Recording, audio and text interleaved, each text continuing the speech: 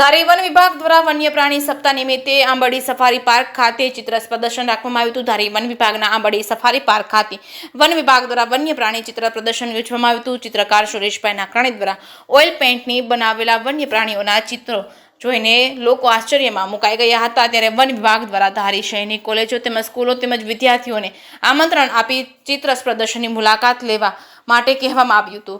આ ચિત્ર પ્રદર્શનમાં અંદાજે 1000 કરતાં પણ વધારે વિદ્યાર્થીઓ, પ્રોફેસરો, ટીચર તેમજ વિવિધ સંસ્થાઓના વડાઓ દ્વારા ચિત્ર પ્રદર્શન નિહાળવામાં આવ્યું હતું। જેકે સિંહ ગુજરાતી સાથે સંજય વાળા, ધારી રેન્જ ધારીગીર પૂર્વ દ્વારા આયોજિત વન્ય પ્રાણી સપ્તાહ 2024માં મને મારા સ્વયં પેઇન્ટિંગ કરેલા ચિત્રોનું પ્રદર્શન કરવાનો મોકો મળ્યો।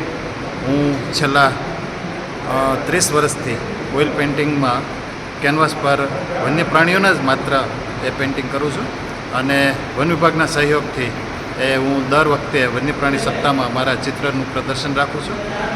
આજે આ ધારી સફારી પાર્કમાં મારા ચિત્ર પ્રદર્શનનું આયોજન થયું એ નિમિત્તે મને એસીએફ સાહેબ ત્રિવેદી સાહેબનો અને અન્ય પ્રિન્સિપાલ યોગીજી કોલેજના વિદ્યાર્થીઓનો એ પ્રદર્શનનો લાભ લીધો અને ખૂબ મને સહકાર મળ્યો અને દર વર્ષે મારું આ રીતે પ્રદર્શન એ ભવિષ્યમાં પણ ચાલુ જ રહેશે અને મને એનો સહયોગ મળતો જ રહેશે। સાહેબ, આપ કેટલા ટાઈમથી આ વસ્તુ કરો છો? એ છેલ્લા 1990થી મેં પેઇન્ટિંગ કરવાનું શરૂ કર્યું। અચ્છા, આપને પ્રેરણા ક્યાંથી થઈ?